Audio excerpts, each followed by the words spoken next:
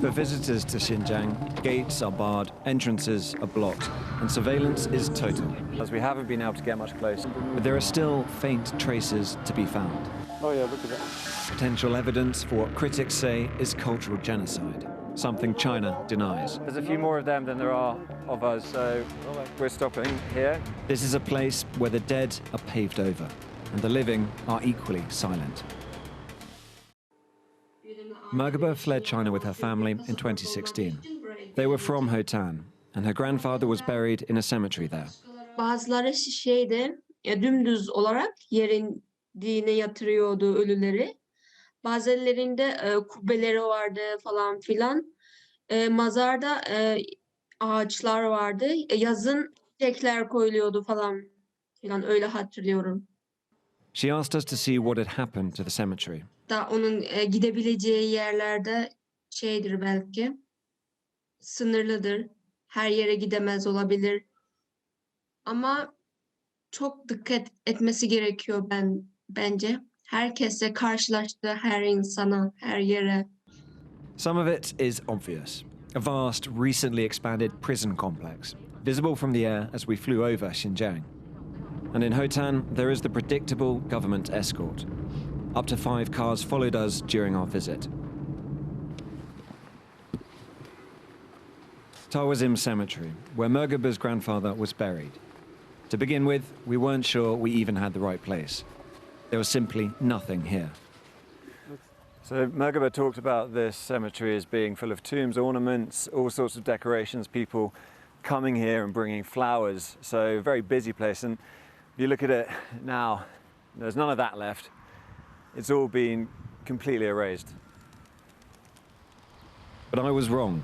We just had to look more closely, pay more attention.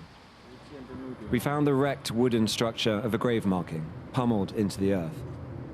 This is a building where bodies would be wrapped in white linen before burial, apparently shuttered. And then this. Huh? Yeah.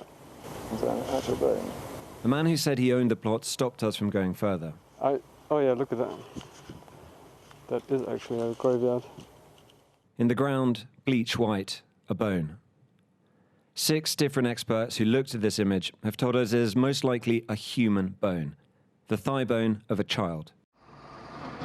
But these were the only traces we could find of the cemetery that once stood here. On the other side, a park has been built, with a monument proclaiming ethnic unity. But satellite images show what was here before and how it has changed. In 2018, there were hundreds of graves. Then, in 2019, they started disappearing, until none were left. We shared what we had found with Mergaba. Burası oluyor.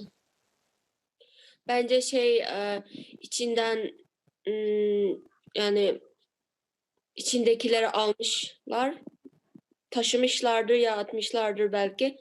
Sonra koymuşlardır burayı. Ama burası. Her haber gelince insan fazlaca ümidini kaybediyor yani. Hiç bir ümidin kalmıyor yani. Belki onlar da onu düşünmüştür.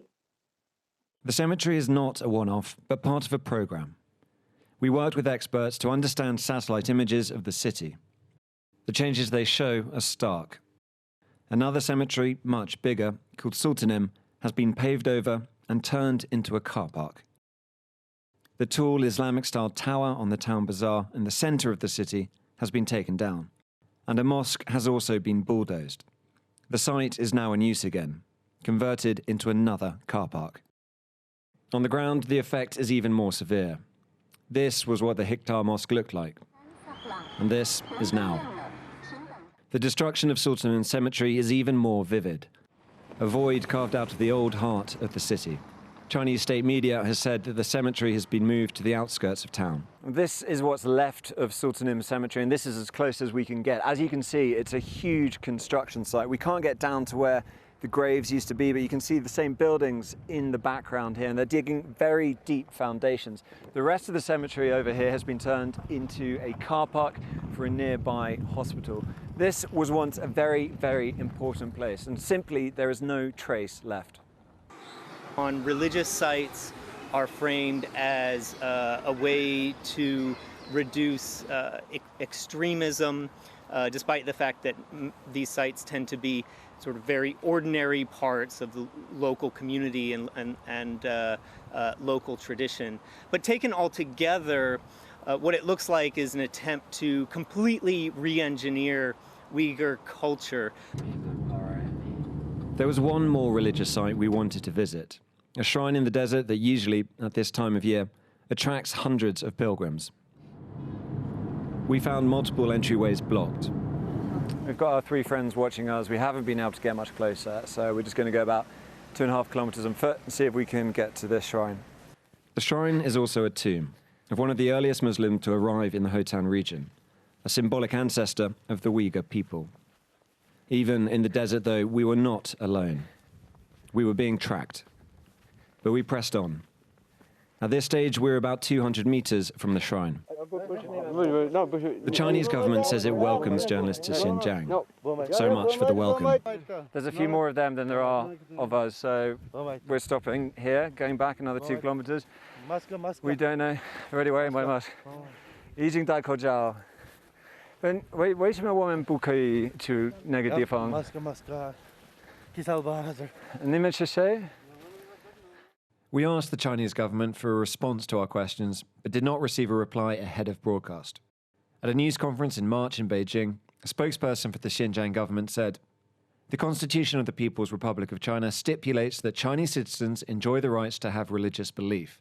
No government organizations, social groups, or individuals shall force them to have or not to have religious beliefs, nor shall they discriminate against people having or not having religious beliefs.